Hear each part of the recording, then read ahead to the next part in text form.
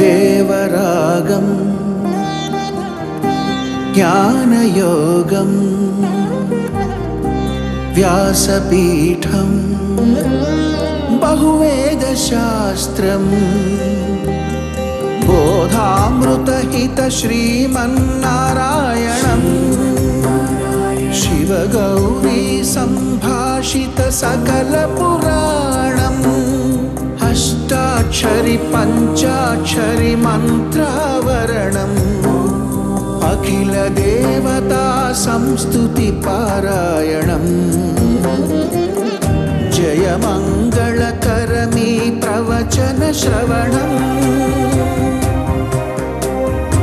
అనుదినము శుభము సుఖము జీవన గమనం దేవరాగం జ్ఞానయోగం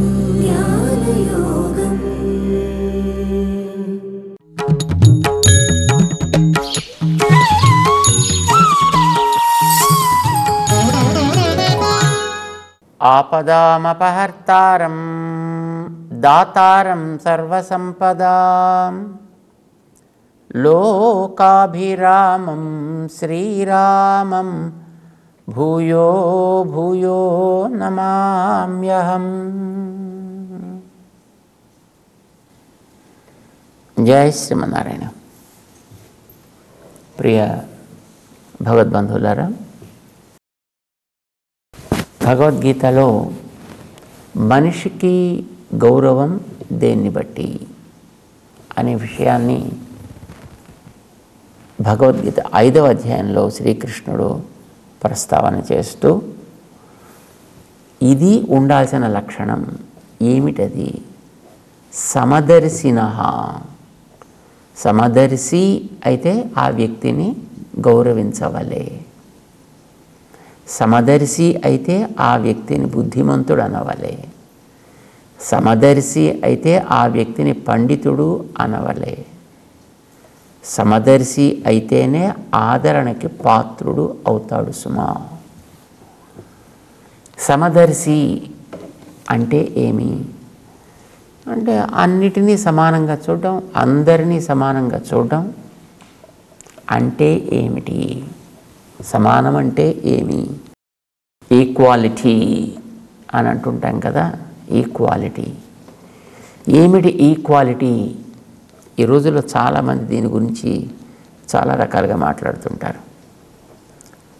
నువ్వు మనిషివే, నేను మనిషినే, నీలోనూ రక్తం ఉంది, నాలోనూ రక్తం ఉంది, నువ్వు అన్నమే తింటావు, నేను అన్నమే తింటావు, నువ్వు నోటితోనే తింటావు, నేను నోటితోనే తింటా, నువ్వు కళ్ళతోనే చూస్తావు, నేను కళ్ళతోనే చూస్తా, నువ్వు నోటితోనే మాట్లాడతావు, నేను నోటితోనే మాట్లాడతా, ఏమిటి తేడా కనుక?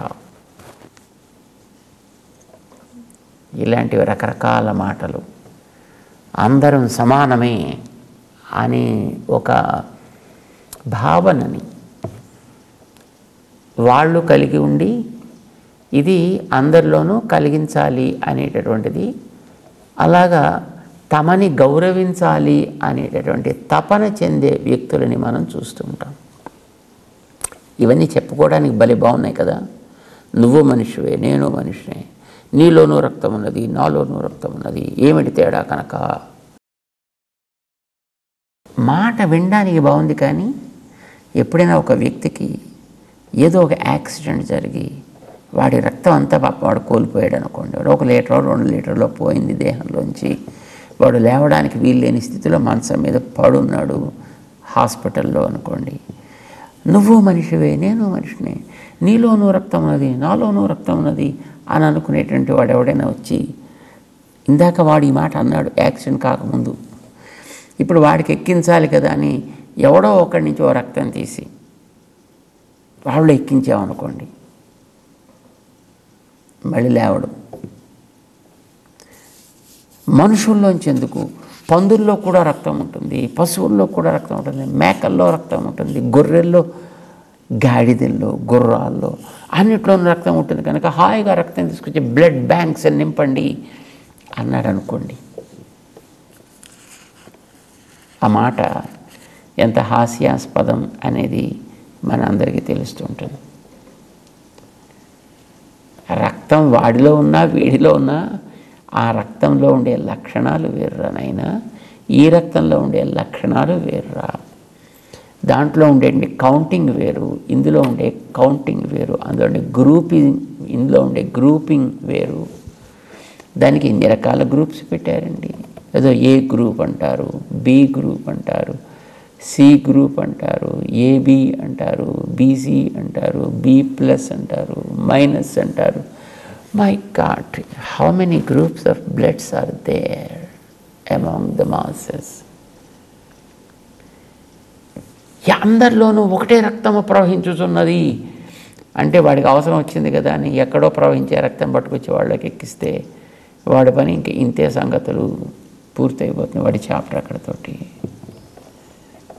ఇది పైకి వినడానికి మనకి బాగున్నట్టు అనిపించిన ఎంత హాస్యాస్పదమైనది, ఎంత అర్ధరహితమైనది అనేది కాస్తో కూస్తో చదువున్న ప్రతి వ్యక్తికి తెలుసు ఇది సరికాదు అని.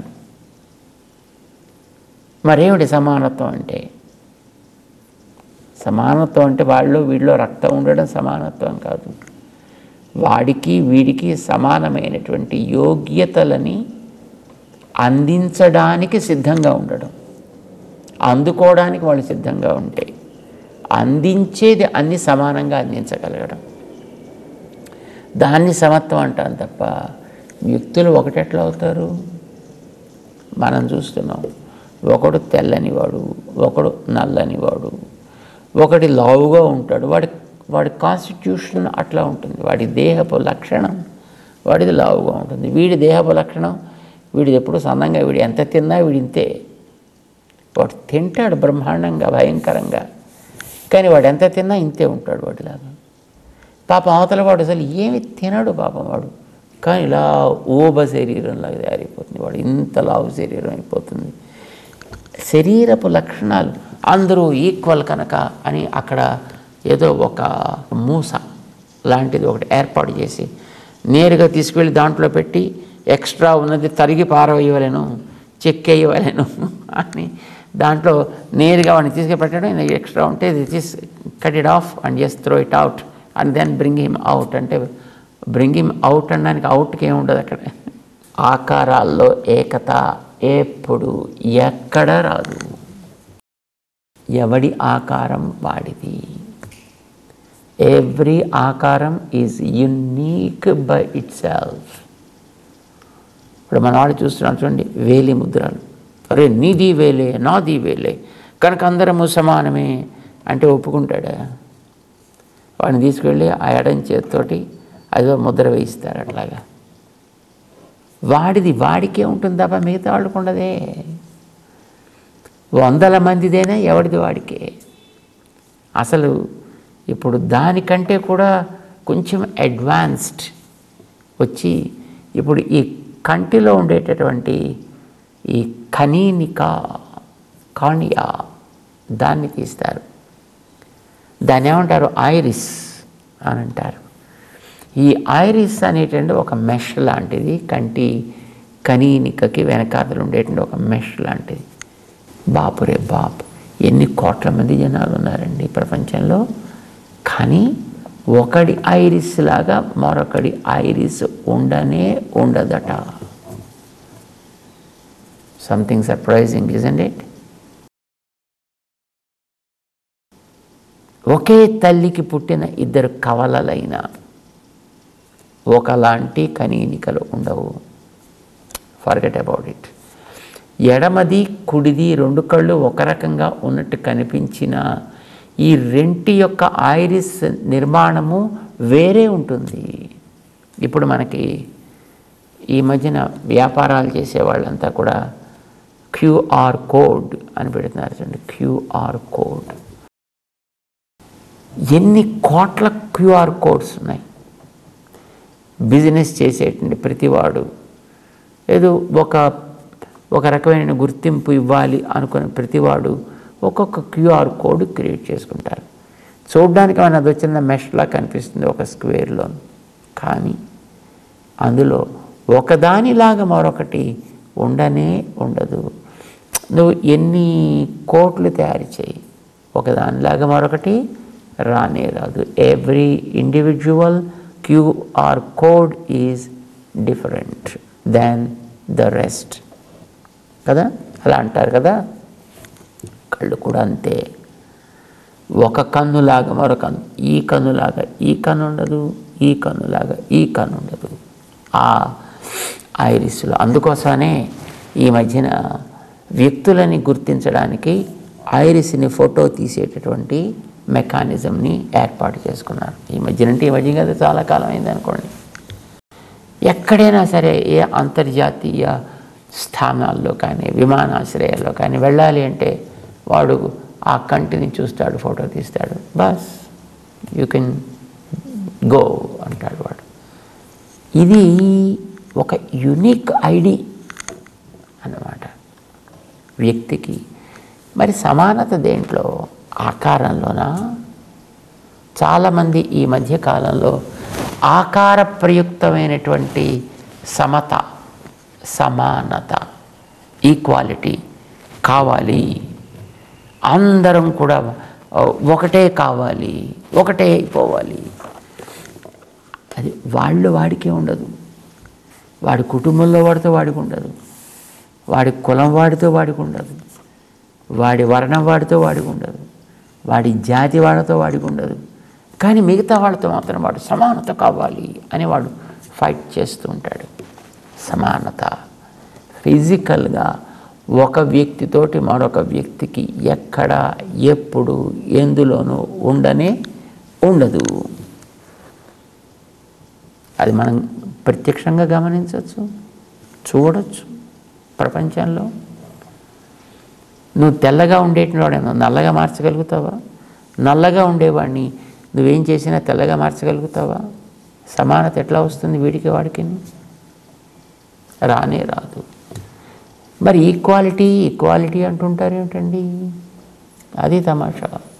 ఈక్వాలిటీ దేంట్లో కావాలి, దేనికి కావాలి? Equality is not to the body, equality is to the ability, is to the person. ఆ వ్యక్తికి, ఏ వ్యక్తికైనప్పటికీ కూడా ఒక చదువు ఉందనుకుందాం, ఒక కాలేజీలో జాయిన్ కావాలి, ఏదో 12 పాస్ అయిన తర్వాత కాలేజీలో వాడు జాయిన్ కావాలి. చదువు అక్కడ ఒక రకమైనటువంటి ఒక విలక్షణమైన చదువు చెబుతారు, ఏదో సమ్ కైండ్ ఆఫ్ కోర్స్. వాడు దాంట్లో కంప్యూటర్ కోర్సో, లా కోర్సో, లేదా కామర్స్ కోర్సో, ఎకనామిక్స్ కోర్సో, మెడికల్ కోర్సో, some kind of course is taught there. వాడికి అది చదువుకుందాం అని అనిపిస్తే ఈ ఎక్స్కి ఎన్ని అధికారాలు ఉంటాయో అది చదువుకోవడానికి, వైకి కూడా అన్ని అధికారాలు వాడికి ఇవ్వడం అనేటటువంటిది ఈక్వాలిటీ. వాడు పల్లెటూరి వాడా, పట్నపు వాడా, వాడు కులం ఉన్నవాడా, జాతి ఉన్నవాడా, మరొకట, పైసలు ఉన్నవాడా, లేనివాడా, ఇలాంటి ప్రశ్నలు కాకుండా 12 పాస్ అయిన వాడు ఎవడైనప్పటికీ కూడా ఇందులో చదువుకోవడానికి సమాన అర్హత, రుచి ఉంటే చాలును. ఇది కనుక ఇవ్వగలిగితే అది సమానత. ఒక రకంగా పాస్ అయినటువంటి ఒక వ్యక్తికి, సే ఫర్ ఎగ్జాంపుల్ వాడేదో BSc పాస్ అయ్యాడు అని అనుకుందాం, వాడు కెమిస్ట్రీ పాస్ అయ్యాడు, వాడు ఫిజిక్స్ పాస్ అయ్యాడు. ఇది పాస్ అయినటువంటి వ్యక్తికి ఆ ల్యాబ్లో పనిచేయడానికి అవకాశం ఉంటుంది, వాడికి ఆ ల్యాబ్లో ఉండే వస్తువులు ఏమిటో తెలుస్తాయి. ఆ పాస్ అయిన వ్యక్తి వాడు తెల్లవాడా, నల్లవాడా, తెలుగోడా, ఇంగ్లీషోడా, వాడు హిందీ ఓడా, కన్నడ ఓడా, తమిళం ఓడా, వాడు పురుషుడా, స్త్రీయా, వాడు ఈ దేశం వాడా, ఆ దేశం వాడా, ఈ కులం వాడా, ఆ కులం వాడా, ఇలాంటివి చూడకుండా ఆ ఉండాల్సినటువంటి కనీసపు అర్హత ఉన్న ఎవరికైనా అక్కడికి వెళ్ళి దాంట్లో చేయగలిగేటటువంటి ఒక అవకాశం కనుక వాళ్ళకి తెరిచి పెట్టగలిగితే అది సమానత, అది equality. Equality is with regard to the opportunities in keeping them open.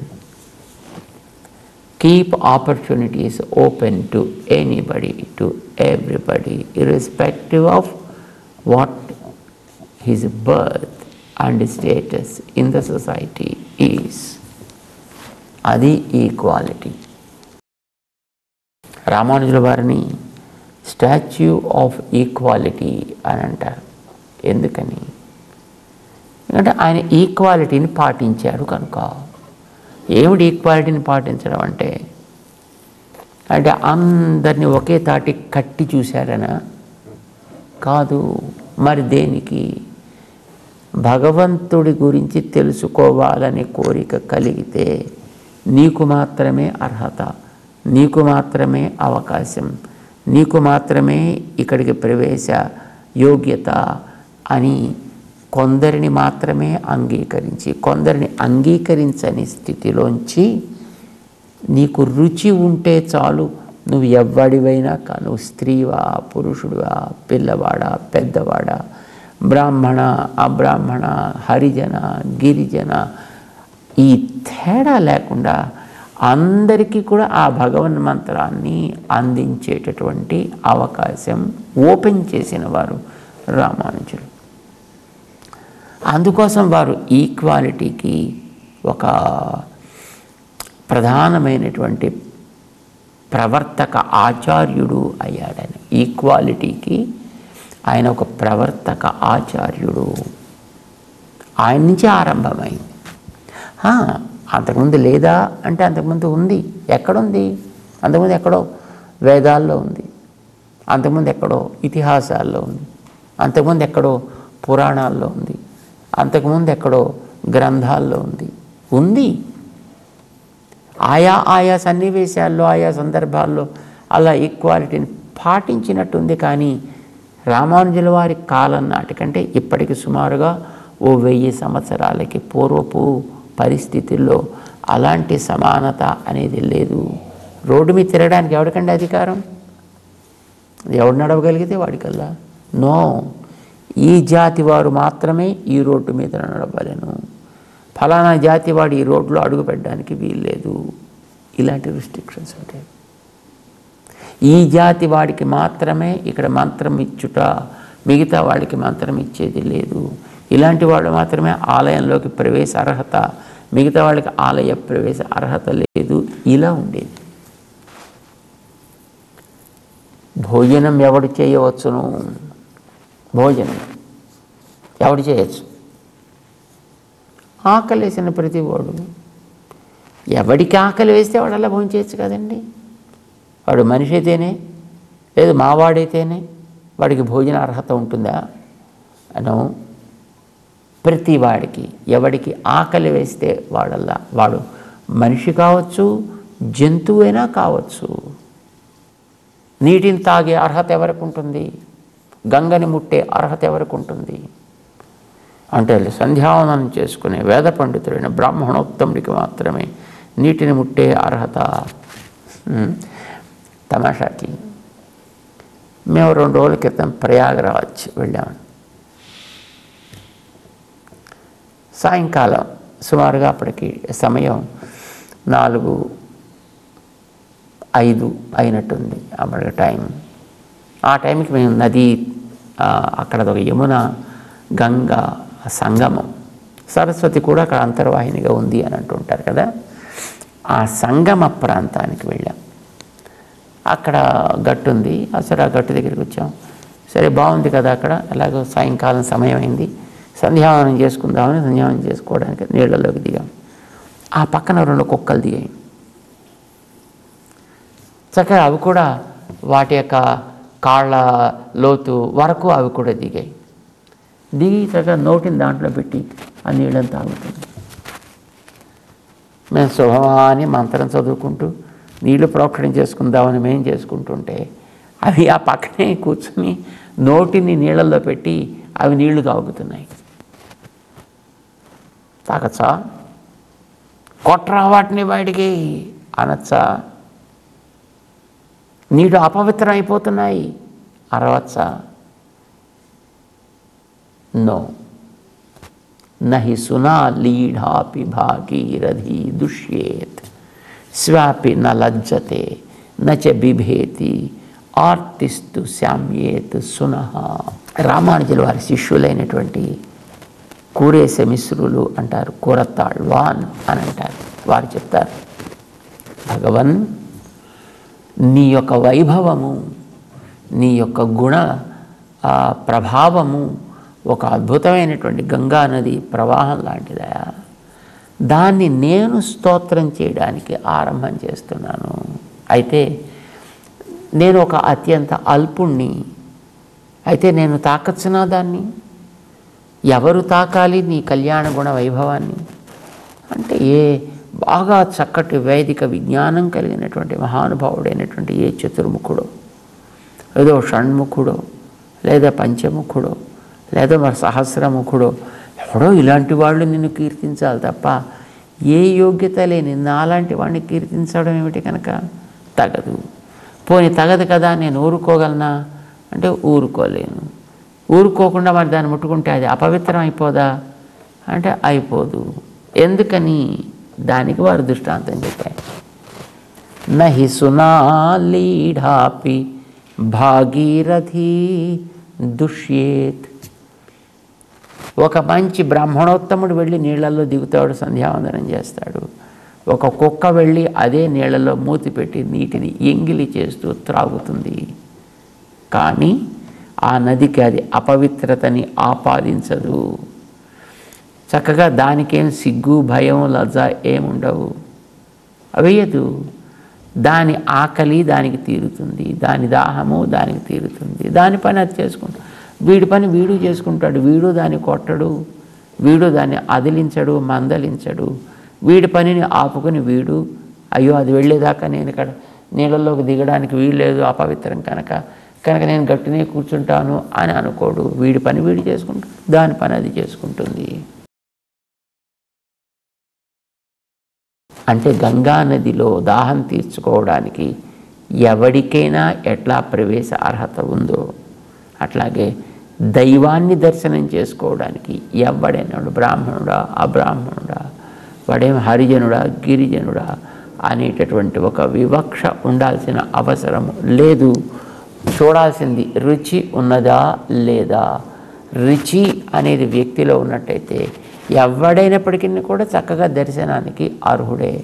రండి అందరూ, ఎవడెవడికి రుచి ఉందో వాళ్ళంతా రండి అని హరిజనుడికి మొదటిసారి ఆలయ ప్రవేశ అర్హత కలిగించినటువంటి మహనీయులు మన ఈనాటి చరిత్రలో, అంటే సుమారు ఒక 2000 సంవత్సరాల మధ్యకాలపు చరిత్రలో, అంతకుముందు ఎప్పుడో ఉందేమో మనకు తెలియదు, కానీ ఈ వర్తమాన చరిత్రలో అట్లాంటి అవకాశం కలిగించే మహనీయులు రామానుజులు కనుక వారిని సమత స్ఫూర్తి ప్రదాత మూర్తి, సమత మూర్తి, స్టాచ్యూ ఆఫ్ ఈక్వాలిటీ అని అంటారు. సో ఈక్వాలిటీ దర్శనంలో, ఈక్వాలిటీ నీళ్లు త్రాగడంలో తప్ప మనిషి కుక్క ఒకటే అంటామా అంటే వాడికి బుర్ర లేదు అని అర్థం. తాగడం అనేటటువంటిది, దాహం అనేటువంటిది అందరికీ సమానం. అది మనిషికి కుక్కకే కాదు, ఒక క్రిమి కీటకానికి కూడా, ఒక దోమకి ఈగకి కూడా దానికి దాహం వేస్తే అది కూడా నేరుగా ల్యాండ్ మీద, ఆ నీళ్ళ మీద ల్యాండ్ అయ్యి చక్కగా ఒక తనకి అవసరమైనటువంటి ఒక 2 droplets of water it can drink, no problem. నీరు దానివల్ల అపవిత్రం కాదు, అశుద్ధం కాదు, దానికి దాహం తీరకపోలేదు. దానికి అలా ఉంది కదా అని నువ్వు దూరం చేయాల్సిన అవసరం లేదు. నువ్వు వెళ్ళి నీ పనేది నువ్వు హాయిగా చేసుకోవచ్చు. చక్కగా ఆ నీళ్ళని తెచ్చి నువ్వు భగవంతుడి ఆరాధనకి తగ్గట్టుగా దాన్ని వాడుకొనవచ్చు కూడా.